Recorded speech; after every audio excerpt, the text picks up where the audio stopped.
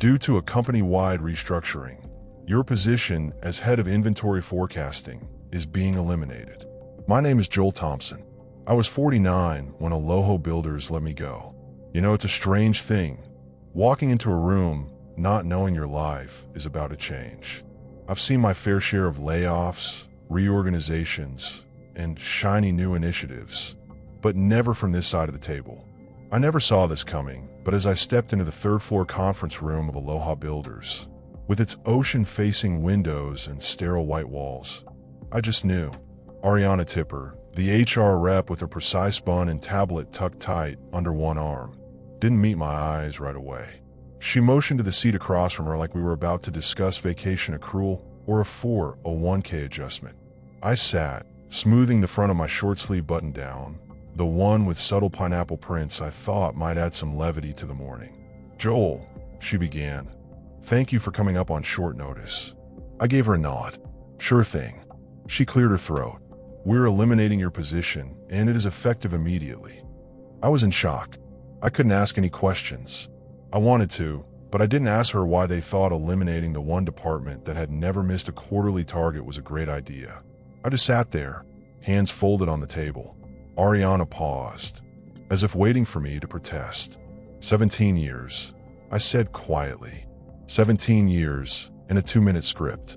Her mouth softened, but the lines of protocol kept her expression pinned between sympathy and professionalism. "Joel, please know this wasn't a performance-based decision. Your work has always been," she hesitated, "excellent. This is purely strategic." Strategic. The word tasted metallic in my mouth. That's what they called it when they decided a 33-year-old MBA with buzzwords and dashboards was better suited to the times. "Bryce Reynolds," I said, more to myself than to her. Ariana nodded once. "He'll be assuming broader supply chain responsibilities, modernizing operations, bringing in new systems." I almost smiled. Of course, Bryce and his TED Talk optimism, always talking about disruption and agility like they were gospel. He'd been circling my department for months now, offering not-so-subtle critiques about legacy systems and manual biases in my forecasting models. Ariana slid a folder across the table. "Your severance package includes 6 months' salary, full benefits for 90 days, and a reference letter." I opened it briefly, just enough to glimpse the figures. I closed it again and slipped it into my bag. "Thanks," I said. "I appreciate the clarity." That startled her. She tilted her head. "Joel, are you okay?" I looked at her then, really looked. She was doing her job, reading the script, but behind the professionalism, there was a flicker of something human. I gave her a tired smile. "I've spent the last 17 years helping this company avoid exactly this. Excess, missteps, overreach. The models work. The market speaks. Whether or not people listen, well, that's another story." I stood. She did too. We shook hands, and that was it. No speech, no escort, just quiet resignation. Back in my office, I stared at the space like I was seeing it for the first time and the last. My nameplate on the door, Joel Thompson, forecasting and demand planning, suddenly looked antique. I pulled out the drawer where I kept the good stuff. Not reports or spreadsheets, but the things that mattered. A crayon drawing from Kai, a crooked version of our house with stick figures labeled Dad and me in big truck. He'd handed it to me 2 years ago after daycare, proud as a peacock. A seashell collection in a mason jar, each one labeled with masking tape and the names of my kids. Nolan, Lily, Kai, and Mia. We'd gathered them on different beaches. Lonnie Kai, Kailua, Sunset. My little HR team, I used to joke. A framed photo of Erica and me at our 10th anniversary luau. She wore a purple hibiscus in her hair and had just spilled my tie all over her dress. She was laughing so hard she couldn't breathe, and I'd snapped the picture before she could cover her face. I packed them slowly, reverently. My laptop stayed behind, its black screen reflecting the window's glare. I took one last look around. The whiteboard with half-finished projections, the sticky notes along the desk edge. The orchid plant Tara had gifted me last Christmas, now drooping from neglect. Bryce would be moving in soon. Or maybe he already had a new corner space with ocean views. Either way, I wouldn't be around to see it. As I exited, I passed by a few cubicles. People pretended not to notice me, but I caught the stolen glances, the quick pivots back to monitors. The silence said everything. Except Tara Can. My assistant of 10 years stood up when she saw me. "They really did it, huh?" she said. I nodded. "I'm sorry, Joel. You've got good instincts, Tara. Don't let anyone make you feel small for using them." Her eyes glistened. "Don't be a stranger." I promised I wouldn't, but I knew how these things went. A clean break helps everyone heal faster. Outside, the Hawaiian air wrapped around me like a warm towel. A breeze carried the scent of plumeria, and in the distance, the waves rolled and steady and soft. I stood at the edge of the parking lot, holding a cardboard box with my name scrawled on the side, watching the cars go by on Nimitz Highway. Life wasn't pausing to let me catch up. That evening, Erica waited at the door barefoot, Mia in one arm and Kai clinging to her leg. I smiled at them, not a trace of bitterness in my chest. "Guess who's home early?" I said, stepping inside. "Daddy," they chorused. And just like that, I remembered what mattered. Not offices or org charts or buzzwords. Just this. Family. And maybe, just maybe, a new beginning hidden in the wreckage. Let us know where you're watching us from. And if you're enjoying this story, kindly do us a favor and subscribe to our channel. You have nothing to lose, and it will mean the world to us. We're just a small channel trying to grow. Thank you, and back to the video. 6 months later, I was sitting on the back of a flatbed truck in Ava Beach, clipboard in one hand and a lukewarm musubi in the other, when my phone rang. The caller ID flashed a name I hadn't seen since the day they let me go. Martin Cinder, CEO of Aloha Builders. I stared at the screen, letting it buzz through the first ring, then the second. I wiped the rice from my fingers and answered. "Joel Thompson." "Joel, it's Martin," he said, breathless like he'd just come from a sprint or a crisis, or both. "Do you have a minute?" "Depends. Is this a courtesy call or a cleanup call?" A beat of silence, then a long exhale. "It's a cleanup call."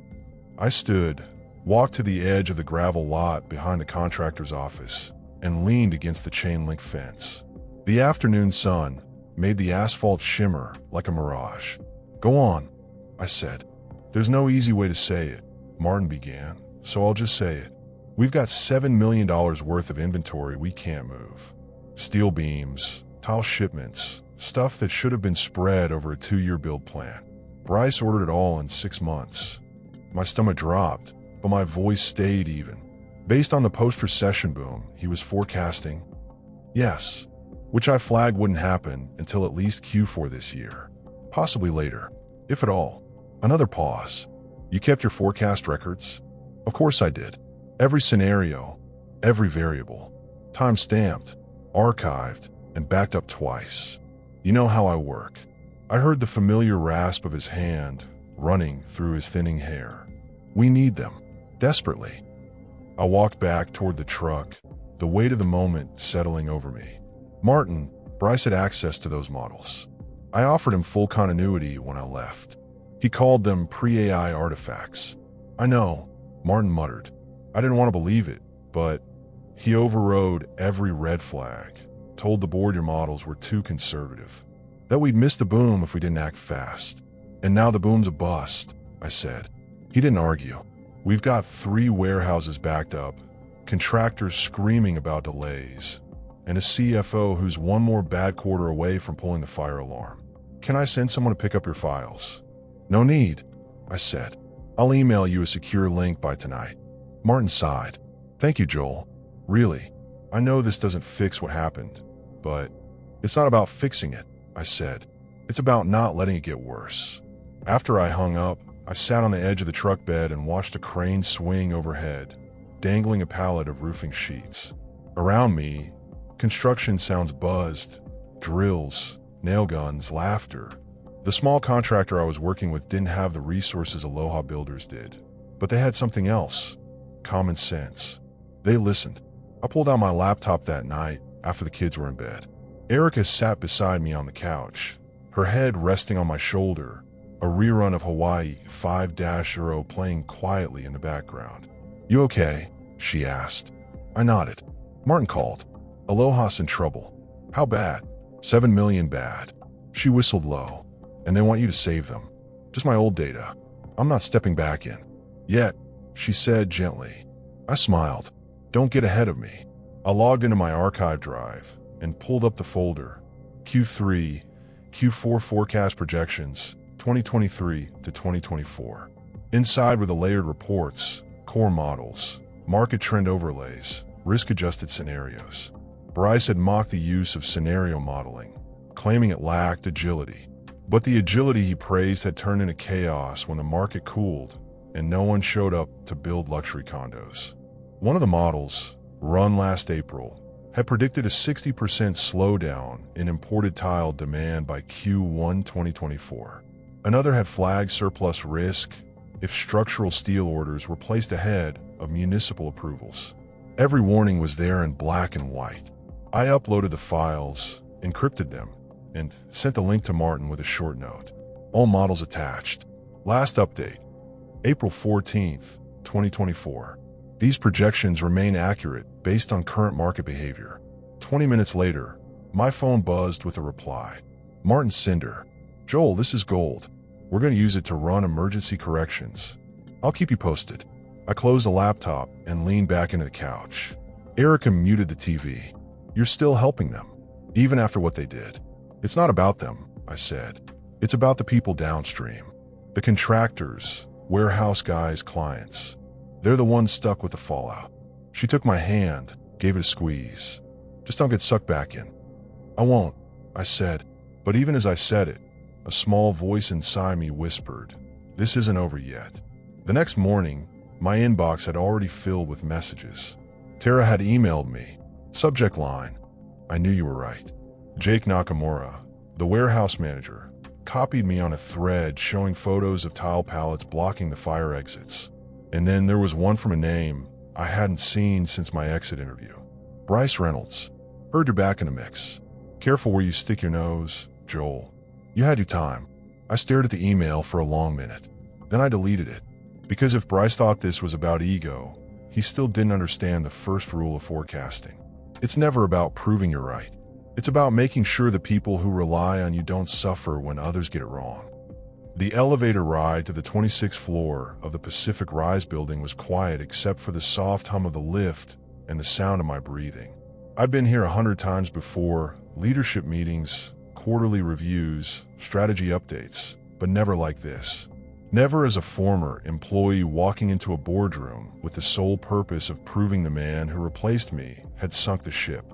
I adjusted my collar. My best Aloha shirt, subtle green kappa patterns, not too loud.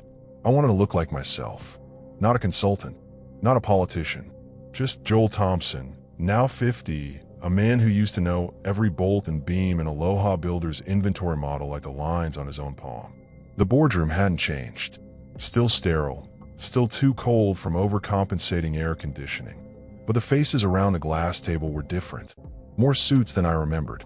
Martin Cinder, the CEO, gave me a brief nod as I entered. "Thanks for coming, Joel," he said, motioning to the seat across from Bryce Reynolds. Bryce didn't look up at me. He was busy scrolling something on his tablet, maybe reviewing one of the 15 excuses he'd lined up for today. I sat down, opened my folder, and plugged in my thumb drive. "I appreciate the opportunity," I said, projecting calm. "I'll be brief." The screen behind me lit up with a side-by-side chart, two forecast lines diverging like a broken wishbone. One labeled J, Thompson projections, Q1, Q4. The other, B, Reynolds models. "This is where our models began to differ," I explained, tapping a laser pointer toward Q2. I modeled a tapering of growth based on federal permit requests, contractor loan applications, and lumber price contractions. I flipped to the next slide. Mr. Reynolds modeled a 14% uptick, citing pent-up post-recession demand. I turned to the room. That demand never came. A few board members frowned, shifting in their seats. I clicked again. Up came photos, Jake's warehouse shots. Tiles stacked dangerously high. Steel rusting under open docks. Inventory logs showing idle materials untouched for months. These were delivered based on projections that ignored historical seasonality and regional demand elasticity. I looked directly at Martin. The old model, my model, flagged all of this as red zones. But I was gone, and someone decided those warnings were outdated. Still no reaction for Bryce. Just that same smug mask. Eyebrows gently arched like he was humoring me. I'd like to bring in remote feedback from operations. I continued. Martin gave a nod, and the big screen split into 4 boxes. Live feeds from different warehouse managers. Jake Nakamura in Oahu, Tanya Wu in Maui, Rob Delgado on the Big Island, Marcus Reyes from Kauai, all longtime employees, all visibly frustrated. Jake spoke first. We've had to lease off-site storage for the excess tile, and even then, we're breaching safety protocols. Tanya added, contractors are pulling out of multi-site deals. They can't wait 3 weeks for roofing materials while swimming in things they didn't request. Rob was blunt. The model change nuked our delivery reliability. We went from 92% to 63% in 5 months. Marcus chimed in. We begged corporate to adjust procurement targets. We were ignored. I muted the feed and turned back to the board. These aren't outliers. These are patterns. Predictable ones. The only reason this didn't implode sooner is because the frontline team has been scrambling day and night to patch the holes. Bryce finally spoke, setting his tablet down with the air of someone reluctantly taking the stage. Let's not confuse hindsight with insight, he said, voice polished, tone casual. Yes, the market didn't behave as aggressively as expected, but these were unforeseen global variables. Shifting labor trends, delayed infrastructure bills. No model could have predicted all of this. Mine did, I said simply. A pause. He laughed dryly. Joel, with all due respect, your model was built on spreadsheets, manual inputs, human bias. We're in the era of predictive automation, AI-driven. AI doesn't excuse arrogance. I interrupted. You didn't just choose a new tool. You erased an entire system that worked. You deleted 10 years of institutional knowledge and treated dissent like insubordination. A hush fell. Martin leaned forward slightly. Bryce, is it true you removed Joel's forecast from his server? Bryce shifted. They were archived. I had full authority to redesign the pipeline.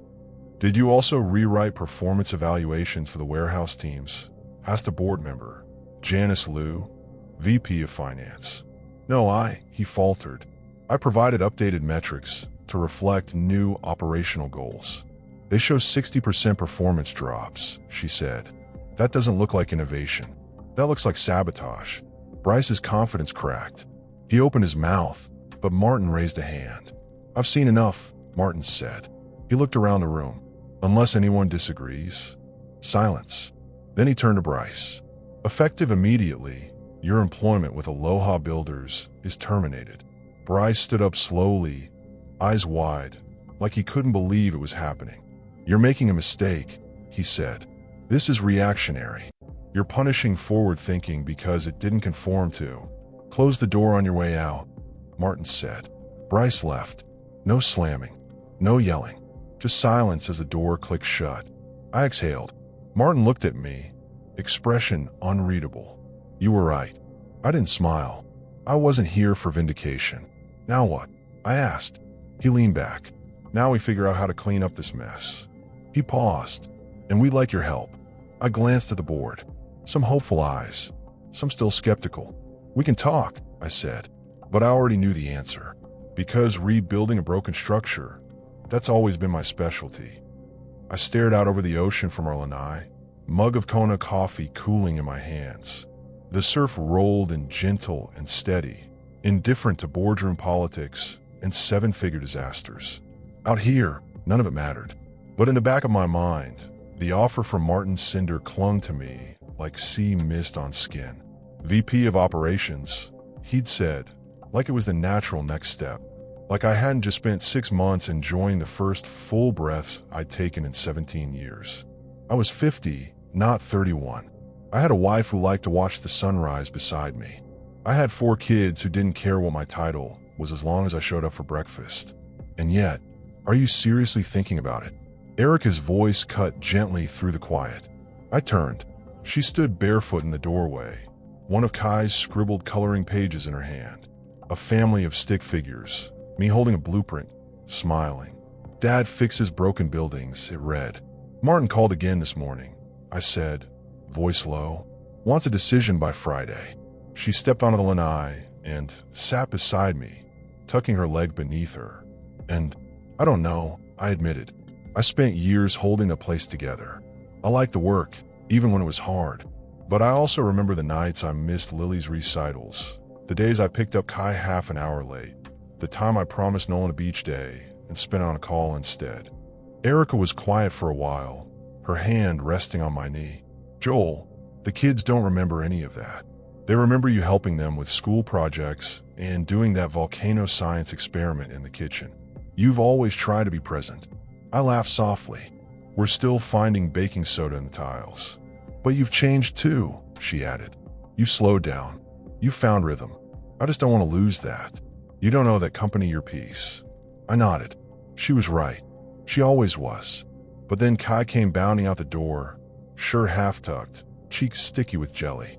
Dad, guess what? What? I told my teacher you fix broken buildings, and she said that's cool. I said you don't need hammers. You just know where stuff should go. He beamed like I'd invented gravity. Erica smiled and kissed his forehead. Go wash your hands, baby. I watched him race inside. You know, I said quietly, I think I do want to fix some broken buildings. Just not the same way I used to. She gave me a knowing look. Then promise me this time, you fix them on your terms. That afternoon, I called Martin back. I'll do it, I told him. But I want full autonomy to restructure operations. No more knowledge bottlenecks. No more decisions made in isolation. I'm not building a castle. I'm building a team. Martin didn't hesitate. That's exactly what we need. My first day back felt surreal. Familiar hallways. Familiar faces. Except now, the receptionist smiled wider. The folks in logistics gave me nods that felt more like welcome back than watch your back. First order of business. I walked straight to Tarakin's desk. She stood as I approached. Joel, would you be willing to come back? I asked. But this time, I want you running the analytics division. Not assisting. Leading. Her eyes widened. Seriously? You carried more weight than half the department. It's time the title reflected it. She blinked fast, but didn't try to hide the grin spreading across her face. I'm in. Next stop, the warehouse floor. Jake Nakamura was barking orders near the loading bay, clipboard in hand, just like always. He turned, did a double take, and laughed. Well, if it isn't the guy who saw the storm before the clouds. I held out my hand. You still want to run the entire supply chain division? He smirked. Only if you stop pretending like I haven't been doing that already. We shook hands, firm and solid. Old trust. Within my first week, I'd issued 3 core policy changes. Data transparency mandate, forecast models, supplier reports, and order histories were made available company-wide. No more silos or firewall departments. Cross-functional review panels.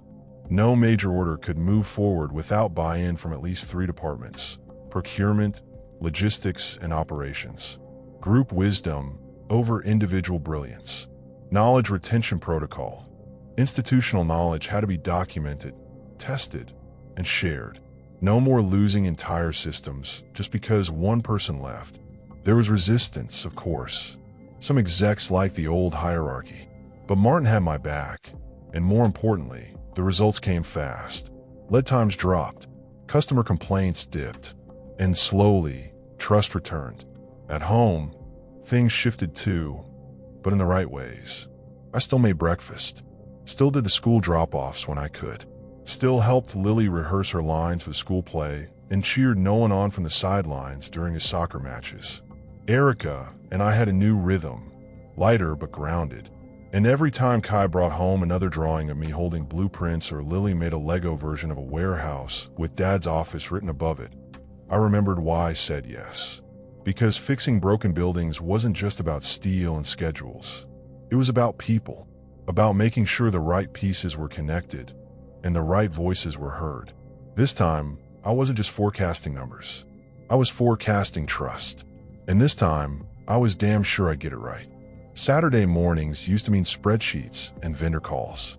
Now, they start with orange slices and Nolan's soccer jersey half-tucked as he races down the field, yelling, "Coach Dad," like it's my full-time title. And honestly, I wouldn't mind if it were.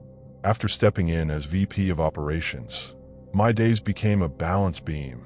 Strategic meetings in the morning, Lego building in the evening. Erica made sure I didn't slip too far in either direction. "Fix the company if you must," she said, "but don't miss dinner while you're at it." 6 months in, Aloha Builders was humming again. Our warehouses were lean. Our teams collaborated instead of competing. Clients stopped sending angry emails and started referring new business. We didn't just recover. We rebuilt trust from the ground up. Tara's analytics team had streamlined forecasting in a way even the board applauded. And Jake, now Senior Director of Supply Chain, had slashed transport delays by 40%. We weren't chasing trends anymore. We were setting the pace. And then Bryce Reynolds reappeared. I saw the headline on LinkedIn. Reynolds Consulting launches AI-powered supply chain overhaul. "Forecasting is dead," says founder. I shook my head. Different buzzwords, same delusion. Maybe it'd work on the mainland for a while. Maybe some other CEO would fall for his charm and acronyms. But Hawaii remembers. So does the industry. That evening, I sat on the porch with Erica, the last of the sun dipping beneath the Pacific. She was reading, legs tucked beside her, hair catching the gold light. I scrolled my news feed absently until a headline made me pause. Aloha Builders named Regional Supply Chain Innovator of the Year. I showed her. She smiled. "Turns out experience matters," I said. She leaned her head on my shoulder. It always did. We watched the sky turn from amber to deep blue, the kind of quiet that only comes after a storm has passed. That's my story. Not flashy. No revenge arcs or viral takedowns. Just the slow, steady work of rebuilding your reputation, your livelihood, your name. Some of you might think I should have walked away for good. Some might ask why I returned to a place that didn't fight for me. But here's the thing. When you've spent your life learning to read the signs, when to build, when to hold, when to cut losses, you don't ignore the forecast. You trust it. So here's my question to you. What would you have done in my place? Would you have moved on or come back to finish what you started? Drop a comment, hit subscribe, and wherever you're watching from, let us know. And remember this, sometimes the safest bet isn't the newest strategy. It's the man who's been through the storm and still knows how to read the skies.